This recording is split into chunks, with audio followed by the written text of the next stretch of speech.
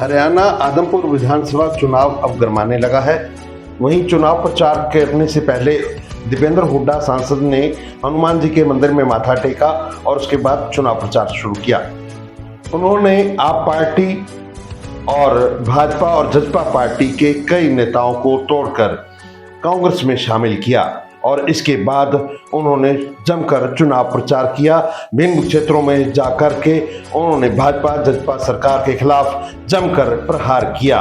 ऐसी सरकार, खट्टर सरकार, बीजेपी जेजेपी सरकार, खट्टर दुष्यंत सरकार, 8.5 साल जिस सरकार को हो गए, जिस सरकार के कार्यकाल में हरियाणा देश में सबसे बड़ा बेरोजगार प्रदेश बन गया, बेरोजगारी में नंबर 1, अर्थव्यवस्था चौपट हो गई, विकास ठप हो गया। गांव से लेकर शहर तक, किसी गांव में, किसी शहर में कोई बड़ी परियोजना, छोटी परियोजना, विकास की जो चमक होती थी हरियाणा में, देश में विकास में हम नंबर 1 थे।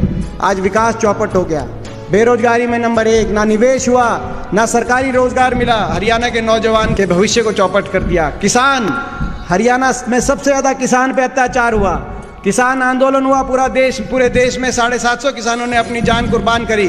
लेकिन किसी और प्रदेश में किसान पे ना लाठीचार्ज हुआ, ना आंसू गैस के गोले दागे गए, ना पानी की बौछारों के निशाने पे इस किसान को लिया गया। अगर अत्याचार हुआ और किसान का मजाक बनाया गया, किसान की कुर्बानी का मजाक बनाया गया, तो हरियाणा के अंदर बनाया गया।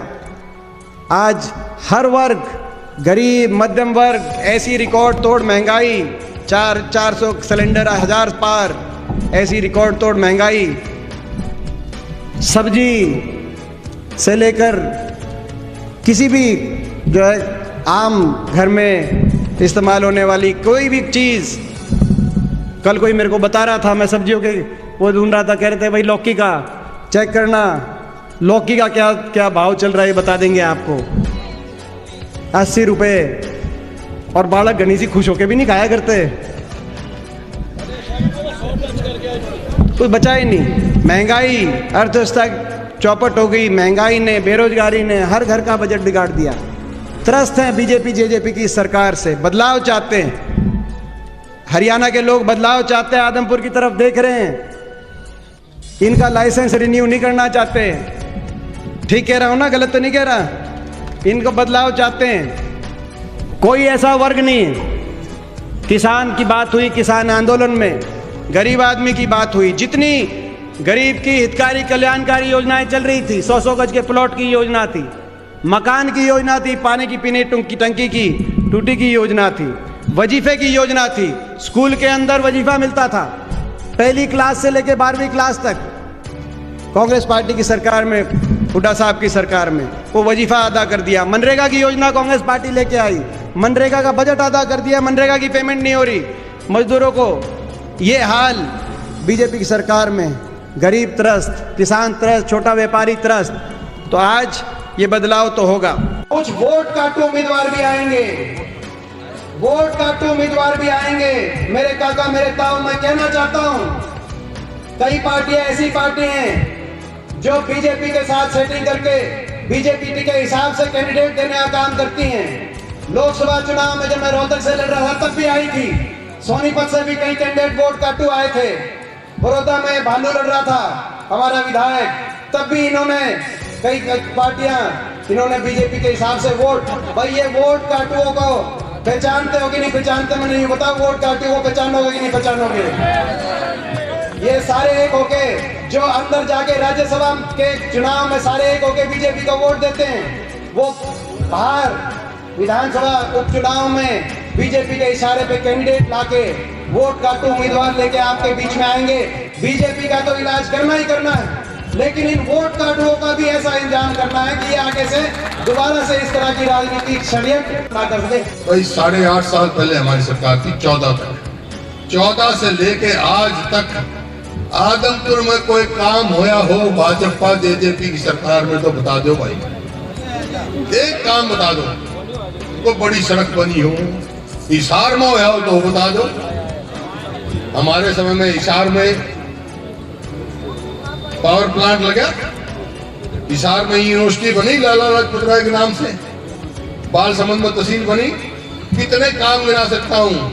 यहाँ हिसार शहर में एक टाइम में सावित्री जी थी, एक टाइम में 100 करोड़ हमने दिए विकास के लिए। भाई अब क्या बाईपास क्या बनाए जी, 4 लेन कितना काम तो मैं गिनाऊंगा तो शाम तक हो जाएगी। एक बात कह रहा हूँ मैं तो सिर्फ आपकी से सवाल है मेरा, भाई 8.5 साल में कोई एक काम थारी निगाह में हो तो बता दो भाई। इतने पावर हाउस, इतने पानी के वो जो हमने खुदवाए हैं, वाटर वर्क्स, ये इसके बाद कुछ हुआ नहीं है आदतपुर में। और आज कह के जा रहा हूं जो भी होगा वो हम ही करेंगे, कांग्रेस पार्टी करेगी,